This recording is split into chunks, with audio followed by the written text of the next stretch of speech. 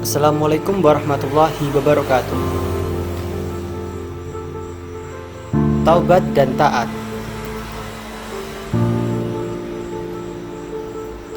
Pengertian taubat. Berdasarkan tinjauan bahasa, kata taubat berasal dari bahasa Arab yang artinya kembali.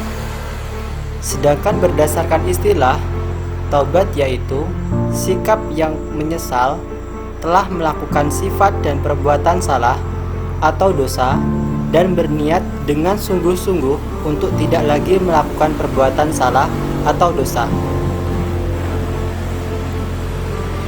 Hukum dan perintah bertaubat.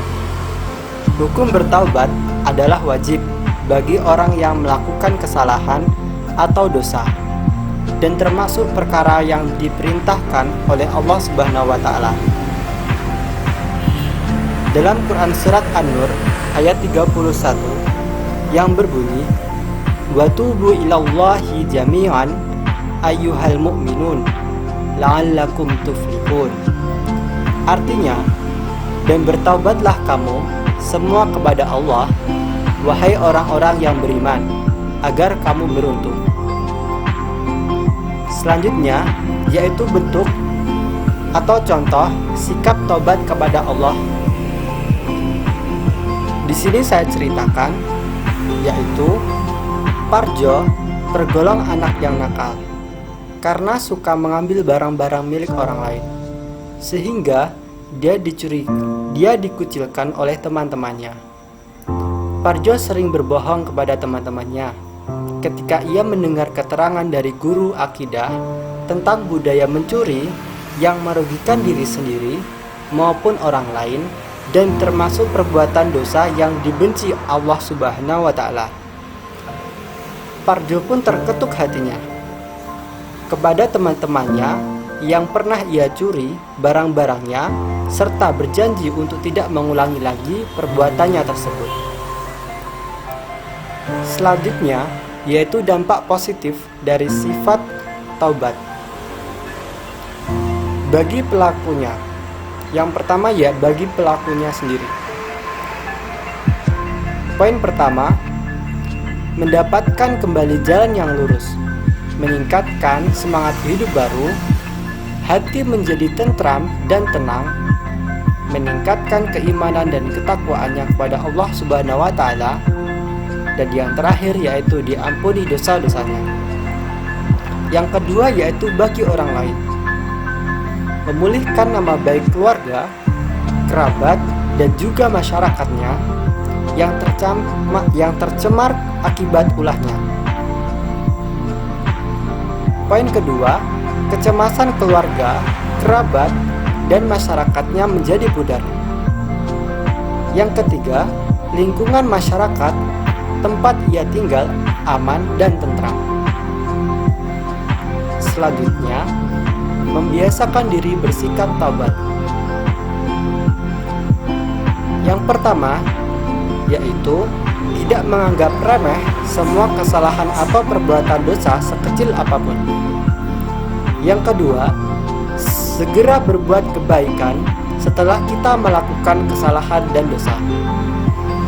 Yang ketiga, merasa prihatin apabila ada orang lain melakukan kesalahan atau perbuatan dosa.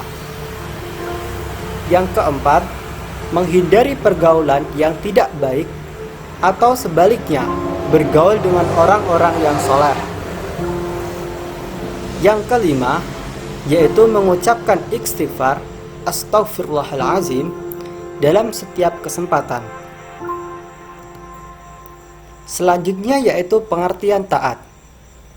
Berdasarkan tinjauan bahasa, taat artinya tunduk, patuh, dan setia. Sedangkan pengertian taat sebagai akidah terpuji, akhlak terpuji kepada Allah yaitu tunduk, patuh, dan setia kepada Allah Subhanahu wa taala dan Rasul-Nya untuk melaksanakan segala perintah dan meninggalkan perkara yang dilarang. Selanjutnya yaitu perintah untuk taat kepada Allah dan Rasul-Nya. Taat kepada Allah dan Rasul-Nya sangat dianjurkan dalam Islam. Kalau kita mengaku sebagai pelajar muslim, dan sebagai orang yang beriman, maka harus taat kepada Allah dan Rasul-Nya dalam segala aktivitas. Dalam surat An-Nisa ayat 59 yang berbunyi, Ya ayyuhalladzina amanu atiiullah wa atiiur rasul wa atiiul amri minkum. Yang artinya, wahai orang-orang yang beriman, taatilah Allah dan taatilah Rasul Nabi Muhammad SAW dan ulil amri, yaitu pemegang kekuasaan di antara kamu. Yang selanjutnya yaitu bentuk-bentuk sikap taat kepada Allah dan Rasul-Nya. Di sini saya akan menceritakan, yaitu Adam, Adnan, anak yang selalu baik kepada teman-temannya. Suatu hari, dia sedang main sepak bola sebagai penjaga gawang. Ketika sedang asik main bola, tiba-tiba Adnan mendengarkan azan maghrib dari masjid. Ia pula langsung berhenti main bola. Maka, meskipun teman-temannya meminta jangan meninggalkan lapangan dulu, Adnan lebih mementingkan sholat berjamaah. Dia bahkan mengajak teman-temannya yang lain untuk bubar dan menyarankan agar tidak menunda waktu sholat. Sikap yang ditunjukkan Adnan ini merupakan sikap taat kepada Allah dan Rasul-Nya. Selanjutnya, yaitu dampak positif sifat taat kepada Allah dan Rasul-Nya. Yang pertama, mendapatkan ridho dari Allah Subhanahu wa Ta'ala sebagai imbalan telah menaati perintahnya dan menjauhi larangannya. Yang kedua, hati merasa puas setelah mampu melaksanakan salah satu kewajibannya kepada Allah dan Rasul-Nya. Yang ketiga, yaitu mendapatkan keberuntungan berupa kemenangan. Selanjutnya, yaitu membiasakan diri taat kepada Allah dan Rasul-Nya. Yang pertama, berusaha melaksanakan sholat tepat pada waktunya dengan berjamaah. Yang kedua, mencoba disiplin dalam setiap aktivitas, misalnya beribadah, belajar, mengerjakan tugas sekolah, dan sebagainya.